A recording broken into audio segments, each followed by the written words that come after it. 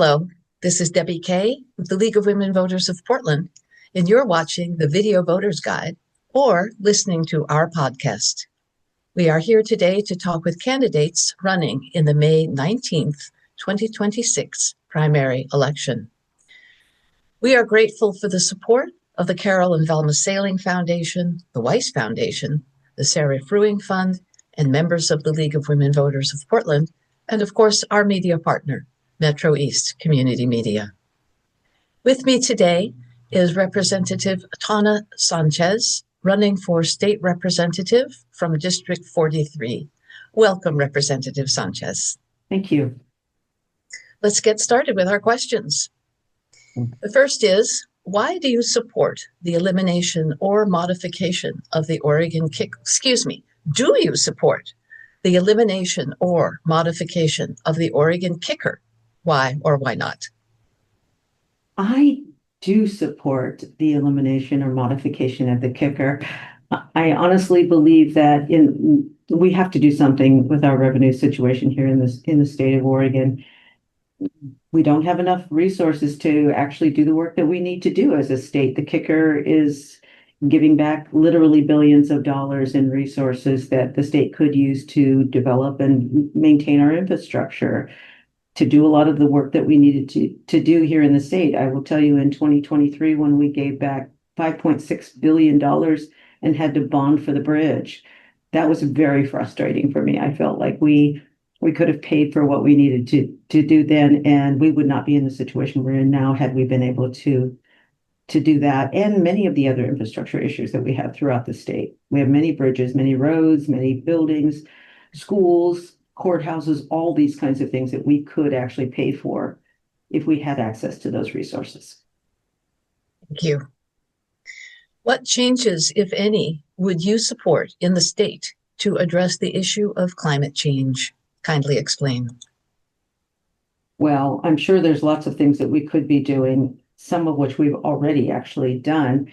I think more recently, the transient lodging tax helped us with getting some resources available for natural resources.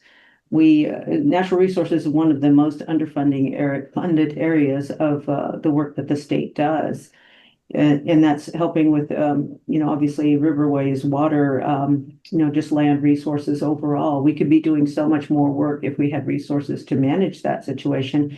We also know that the current administration is limiting those resources from a federal level, very, very much so, and would appreciate that we didn't have any of it to manage. I think we have so many things available to us that are in the natural world, and if we don't take care of it, we're already feeling the effects of that right now.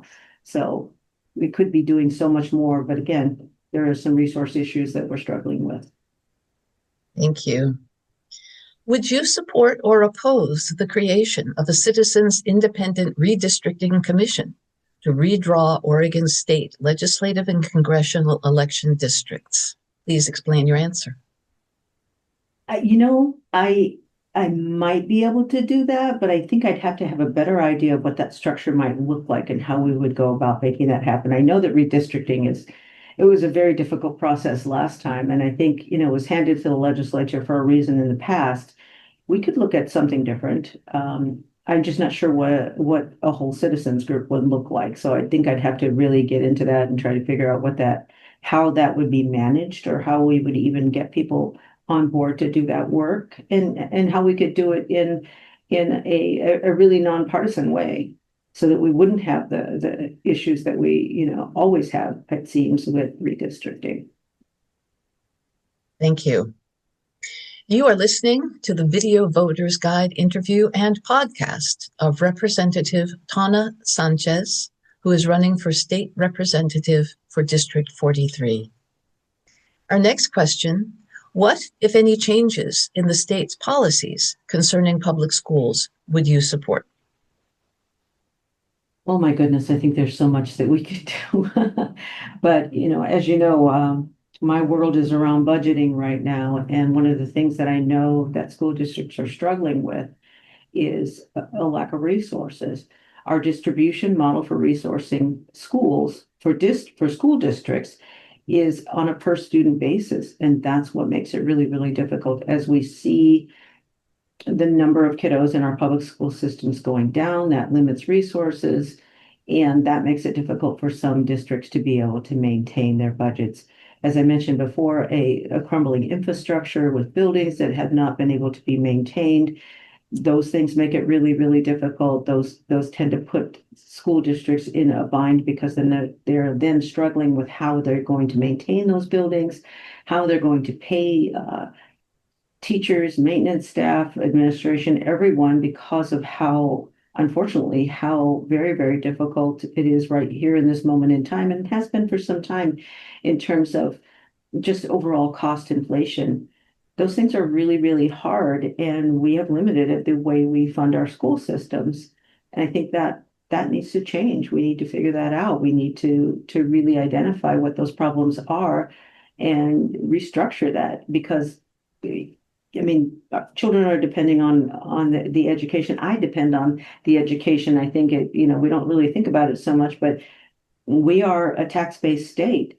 It is important for people to be able to have good jobs here in this state, so they can and then pay their taxes, right? So that's how we run this state, which is really, most people don't understand that. I don't think it's really hard, but we don't have a sales tax here in the state of Oregon. It makes it very, very difficult for us to maintain a good amount of money to do the work that we need to do here in this state. People think we're not spending money well, but I can tell you it's not easy to manage 197 school districts and be able to put resources in them in a way that actually helps them to maintain. Thank you. I think that's all we have time for. So I'm going to go ahead and appreciate that you joined us today. This concludes our video voters guide and podcast interview of the League of Women Voters of Portland for Representative Tawna Sanchez, running for state representative in District 43. Election Day is Tuesday, May 19th. To find additional election resources, including online identification of other candidates and ballot measures on which you may be able to vote, please visit the League of Women Voters of Portland's website, lwvpdx.org, and also vote411.org, and then exercise your right to vote. Ballots will be mailed out starting on April 30. For your vote to be eligible to be counted, your ballot must be received by the Multnomah County Elections Division or in one of the designated ballot drop boxes in Multnomah County no later than 8 p.m. on Election Day. We strongly recommend that if you are depositing your ballot with the United States Postal Service, you do so no later than Tuesday, May 12th, 1 week before Election Day. Your voice and your vote matter. Thank you so much for your interest.